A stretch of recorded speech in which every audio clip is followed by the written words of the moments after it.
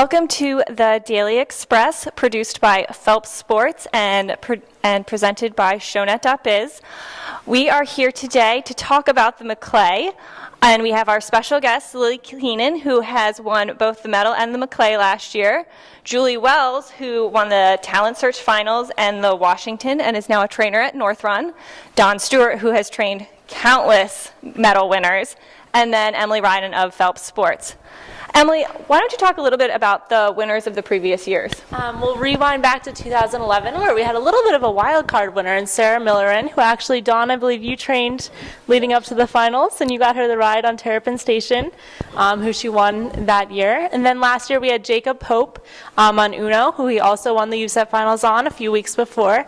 And then he was neck and neck right there with Lillie, who finished in second that year, and then came back last year to win on Clearway. And that brings us up to today and this year's medal finals. Turn it over to you, Rebecca. These kids are under so much pressure for this event, and right now all they're thinking about is what is going to happen during their round. Julie, can you just talk a little bit about what's going on back at the barn and what these kids are thinking right now? Right now the kids seem pretty confident going into tomorrow because the warm-up went really well. They've been lessening all week and the horses have been going so well all fall. So the nerves are pretty in check right now until we go walk and see what the course is tomorrow. But all the kids are riding with confidence and they're ready to go. Right. Don, what about your kids?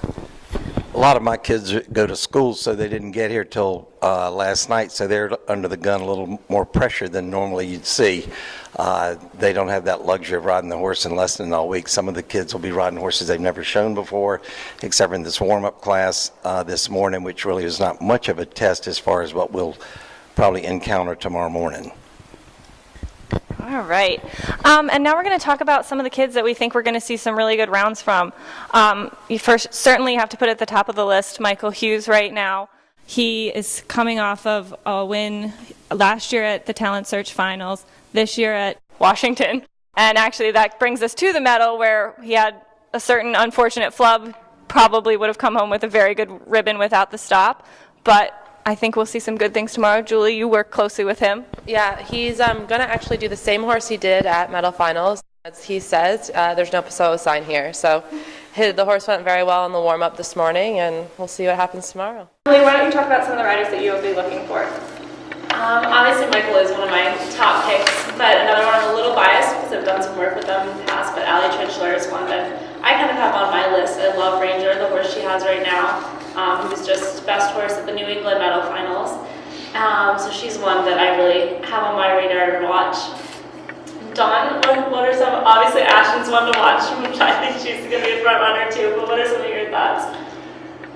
We actually have three girls and Spencer that we're hoping will take the crown tomorrow. Hunter was leading last week going into the final round. Her swap horse wasn't an ideal pick for us. She ended up came in a strong second. She did beat Michael in the other two phases of the class. Ashton has been a very consistent performer all the way through. She won our regionals. This will be her third crack at the Maclay. She's a top competitor and she's on a top horse. Spencer, of course, just came off the medal win. He missed the ride-off last week by a quarter point, a couple of strides late on the lead change, but he's real. I think the other girls and Spencer are on horses they're very accustomed to riding. Michael Hughes is on a horse that there was a disappointment at the medal. He did win the regionals on the horse, so I think that's going to be that'll be a hard call. Tori's on a horse that she's very comfortable on, but we have not seen this fall. I actually want to continue talking about Tori a little bit. She's definitely a favorite. Her resume reads forever. She's won many things in the hunters and the jumpers. An equitation run has eluded her. Lillie, talk about a little bit about the pressure of being one of the kids that's really in the spotlight. Well, Tori and I have been head-to-head for quite a long time, and just recently she transitioned and now rides with the trainer that I ride with, Andre Dignelli at Heritage Farm. She's an extremely talented girl, deadly accurate, puts in the rounds one after another. at points where you think there's no way that she can keep finding distances and not ever miss. But it happens. And I would say that she's definitely one to watch out for. I know that this season she's really been focusing on her position, the details. Andre's all about details, and about the overall look. I think that her and some of the other kids very much in the spotlight. There's added pressure. When you go in the ring and everyone's expecting you to win, if you're second, it's a disappointment. And I've been there. But I think it also is nice to have the added pressure if you use it in the right way. You can use pressure as a motivation and channel that energy. If you allow it to bog you down, it can be pretty crippling. And it's something that I think she's handled extremely well. I know for a long time I struggled with that. And I was amazed with how easily she seemed to handle it. She's very laid back, and I think she's got the personality for it. She doesn't let it get to her. And I think that she's one that won't let that spotlight hinder her. I think it will actually help her performance. Lillie, another heritage rider that I want you to talk about, Caitlin Boyle, third at the USAT finals, has had a very strong year all year, and one who I think if there's a horse swap, it could really work in her favor because I know she does a lot of catch riding. Can you talk about that? Caitlin's also another rider that just recently moved to Heritage. I've gotten to know her pretty well. She's a gifted girl, has a lot of natural talent, and I gotta say she works really, really hard. She's been practicing a lot, coming to the barn as often as she can. She doesn't live that close to where Heritage is, but she makes the trip whenever she can.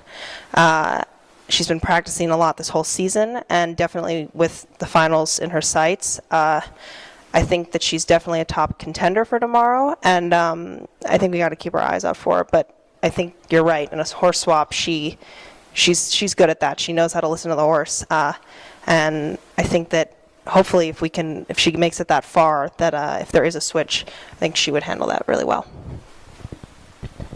And Julie, talk a little bit about your picks and who you think looks really strong, other than Michael, of course. One of the other riders I think that has been having an amazing fall is little Michaela Langmeyer. I've known her since she was 2. I used to babysit her when I rode with Linda. And she came from not being able to win a class in Florida this winter. She didn't even qualify for the George Morris, to all of a sudden showing up at Devon and having that confidence in her riding. And it's just carried over throughout the whole summer into the fall. And she's gotten a ribbon in every final so far. So she's like, whatever happens here is just gravy, you know. She's one to watch for sure because her horse Skyfall has been amazing for all the rounds this fall. Another one would be Sophie Simpson. She'll be riding a horse that she knows really well, Eclipse, that Missy owns, and she made it to the second round in Harrisburg, made it to the test, and he got a little green on her. He didn't like the Passeau sign either. And then also Ailish Cuniff, she just made the top 25 at Harrisburg, but she also has a horse that she knows well, and her mom does a great job getting it ready, so she's one to watch too. And also Beacon Hill, they have plenty. TJ O'Mara had great rounds last week. Megan McPherson has been in the ribbons, and Maddie Darce won Washington last year, and for sure all three of them are ones to watch. Also, I think another Northern rider, Kate Bundy, she was 11th at Harrisburg, and she's riding one of my favorite horses, Curtis.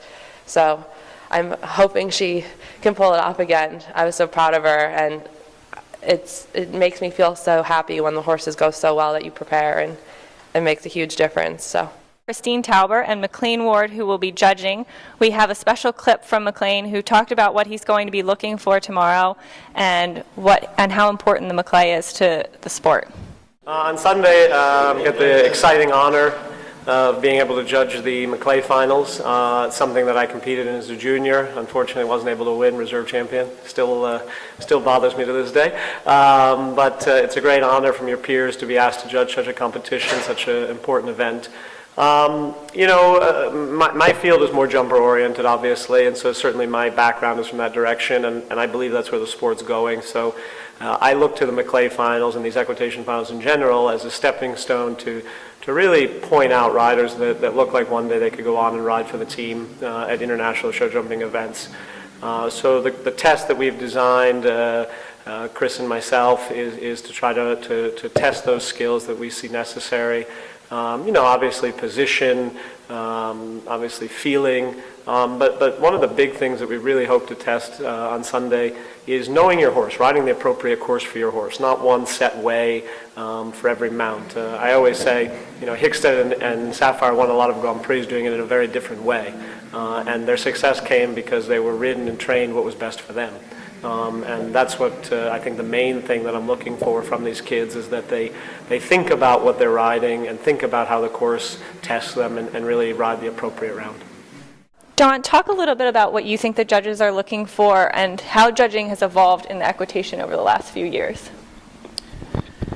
I think both of them are Olympians, and obviously I was around to watch Christine Jones-Tauber ride, and she was a beautiful, beautiful rider, and everybody see it. McLean sort of gives a riding lesson pretty much every time he goes in the ring. They're both stylists. I know they'll be looking for style and function. I know that they're going to want it smooth. I know that they're not going to, sorry to make the adjustments, but I think they need to be very subtle. I think they're looking for the person that, not only the accuracy, but the balance that they keep with the horse as they do the course. That the smoothness is going to count. You've seen McLean do it, and that's how Christine did it a couple of decades ago.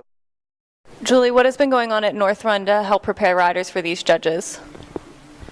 Nothing. We've just been practicing like we have been all year. It's mainly about consistency, I think, tomorrow. There's more than one round, and you have to be able to execute the plan, and that's what we've been working on, all those bending lines, working on line and track. And I think you have to be able to go in and perform, do the tasks that you walked, and stick to the plan, and do it with a beautiful style. That's kind of what the equitation is about. You have the first round, and then you have the flat phase and the second round, and you have to be consistent in every phase to be a contender. That's what it takes, and they're going to have to step it up. Anything to add from Andre's camp? Well, I got to say, coming from that program, there was never a time that I entered the ring in the equitation or for any event that I didn't feel over-prepared. We practice a lot, and every question that could be asked tomorrow, the riders have already practiced at home. Well, I just want to thank our guests so much. It's been really great having all of you here. This is the Daily Express, produced by PhelpsSports and presented by Shownet.biz.